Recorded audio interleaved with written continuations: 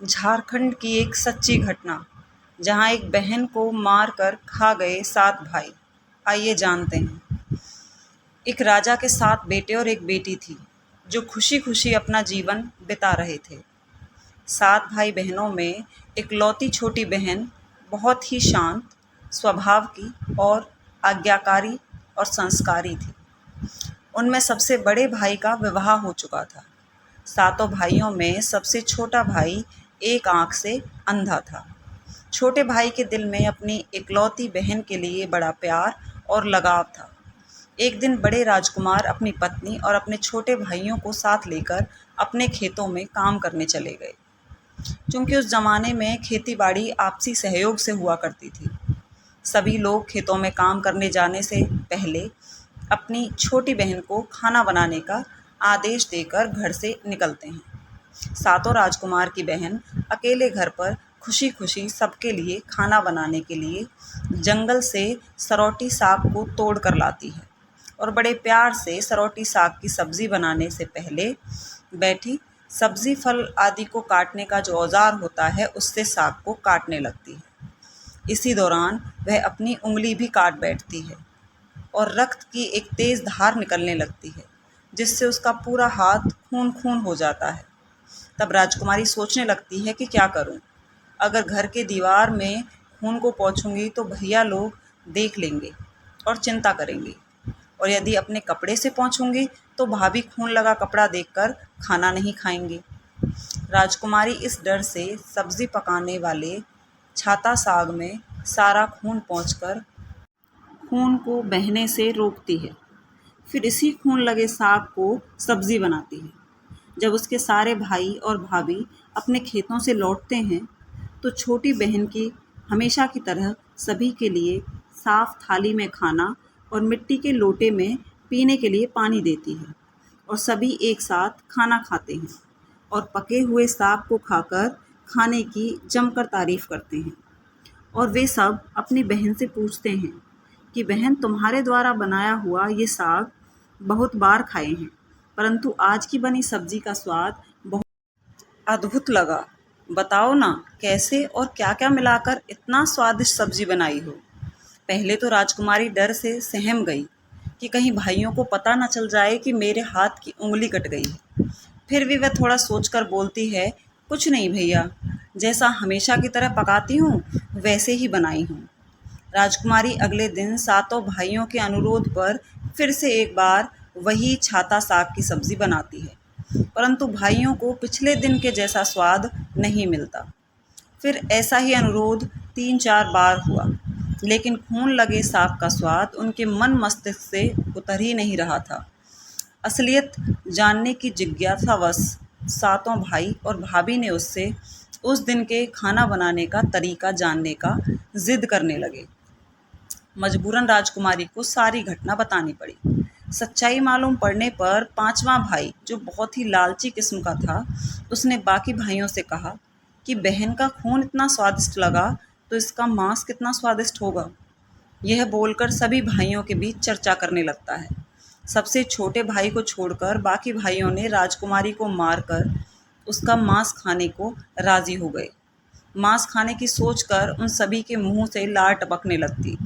भाइयों के मन में स्वादिष्ट खाना खाने के लिए वो कितना लालची बन गए, इसका आभास राजकुमारी को हो गया कि किस प्रकार उसके भाई उसका मांस खाने की लालसा रखते हैं।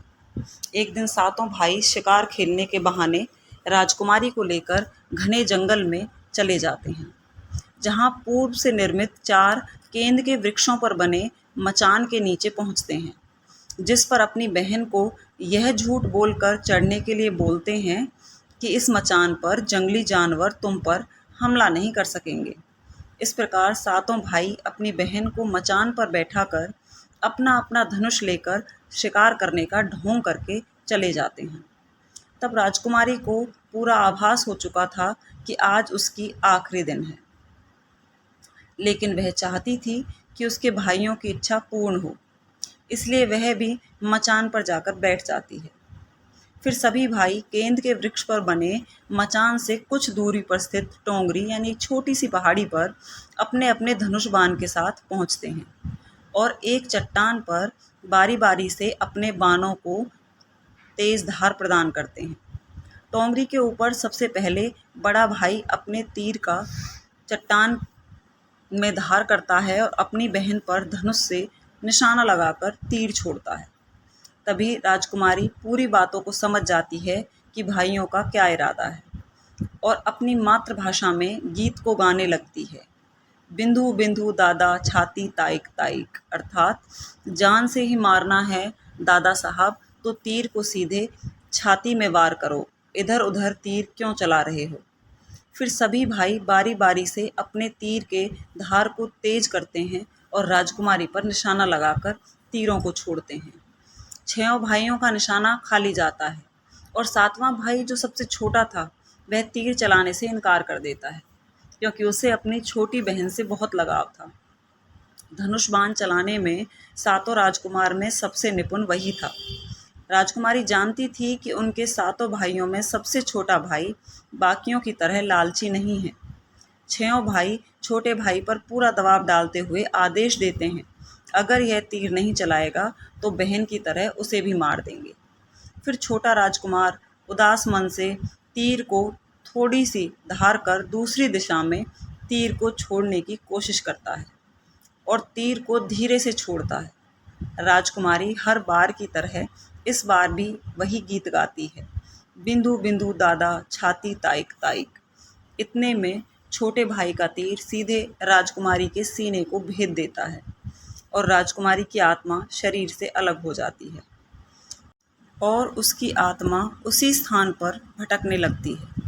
तभी वह देखती है कि उसके शरीर का मांस खाने के लिए उसके भाई कैसे लालच करते हैं और सबसे छोटे राजकुमार को ज़बरदस्ती मार पीट कर उसके शरीर को काटने का आदेश देते हैं।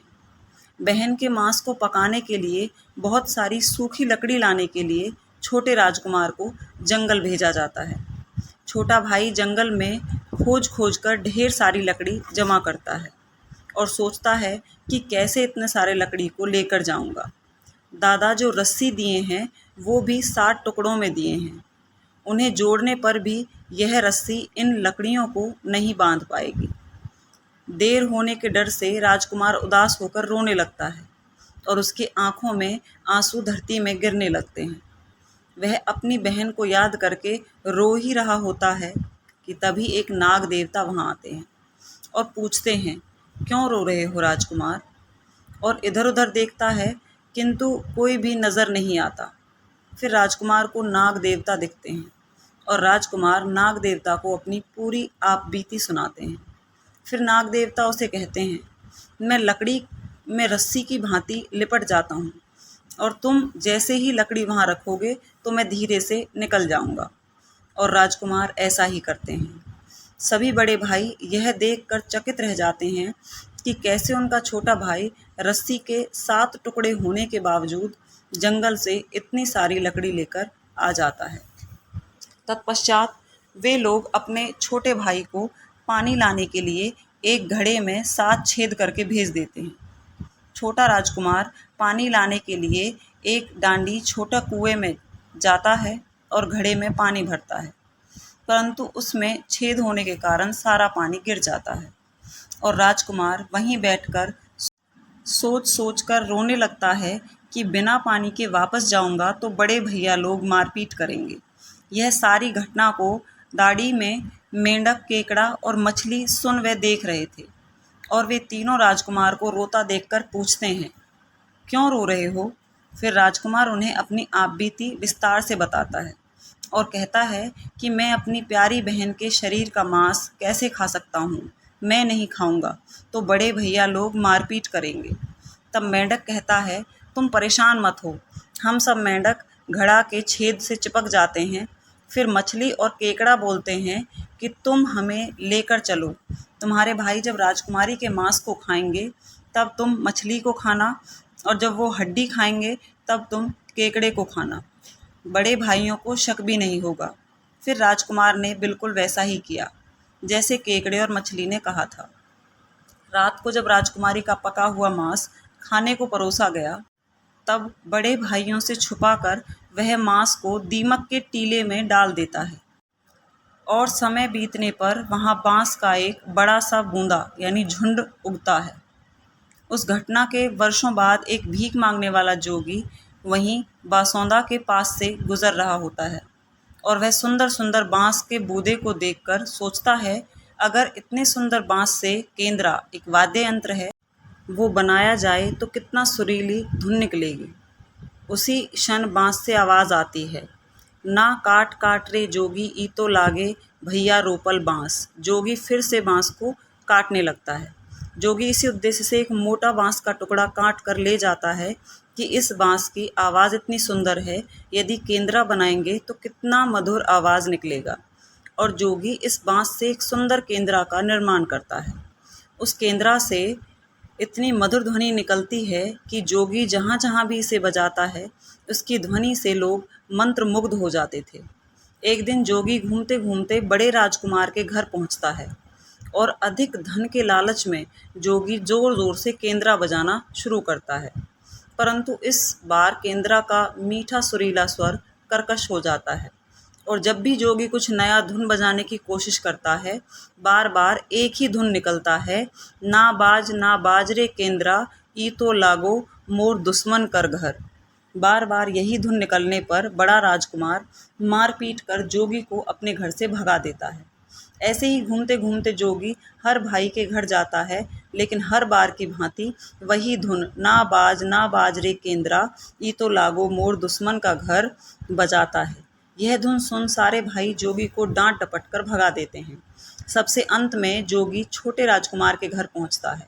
छोटे भाई के घर के आंगन में प्रवेश करते ही केंद्रा खुद ही बजने लगता है, जोर जोर से बाजरे केंद्रा ई तो लगो मोर छोट भैया का घर।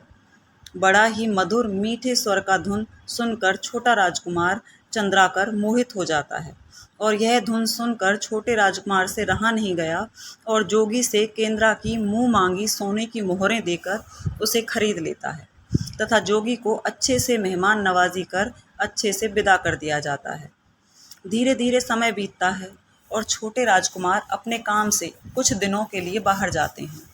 जब वह वापस लौटता है तो देखता है कि उसका कमरा बहुत सुंदर ढंग से सजा हुआ है और घर के सारे बर्तन अच्छे तरीके से रखे हुए हैं।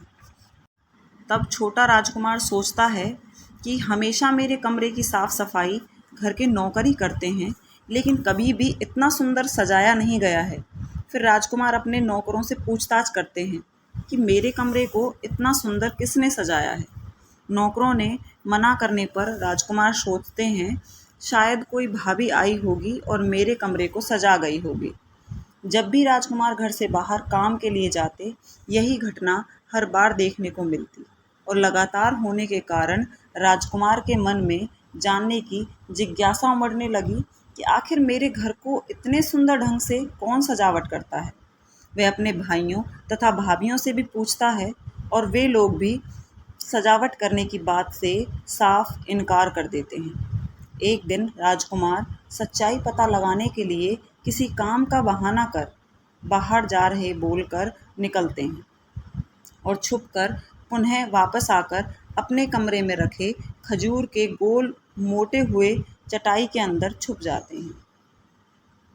कुछ समय इंतज़ार के बाद राजकुमार देखते हैं कि एक खूबसूरत सी लड़की केंद्रा से निकलकर कमरे के अंदर आती है और सारे कमरे की साफ सफाई कर वापस उसी केंद्रा में समा जाती है।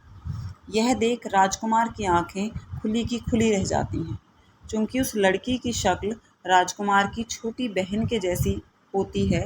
राजकुमार अगले दिन फिर से एक बार उसी प्रकार छुप जाते हैं और जैसे ही वह लड़की पूरे कमरे की साफ सफाई का काम खत्म कर वापस केंद्रा में जाने वाली होती है, तब छोटे राजकुमार उस लड़की का हाथ पकड़ लेते हैं और तुरंत केंद्रा को जला देते हैं, जिसके बाद वह लड़की हमेशा के लिए मानव रूप में परिवर्तित हो जाती है और दोनों भाई बहन खुशी खुशी अपना जीवन जीते हैं। आज भी हर गांव में आषाढ़ी पूजा के दिन बकरा कटता है और पूरे गांव के घरों में प्रसाद स्वरूप बकरे का मांस खाया जाता है और सतबैनी नामक पूजा स्थान पर वही सरौटी साग को चढ़ाया जाता है। तो ये उत्तराखंड की एक सच्ची घटना कही जाती है आपको जानकर कैसा लगा प्लीज़ कमेंट करें। Thanks for watching and please like and subscribe the channel. Thank you.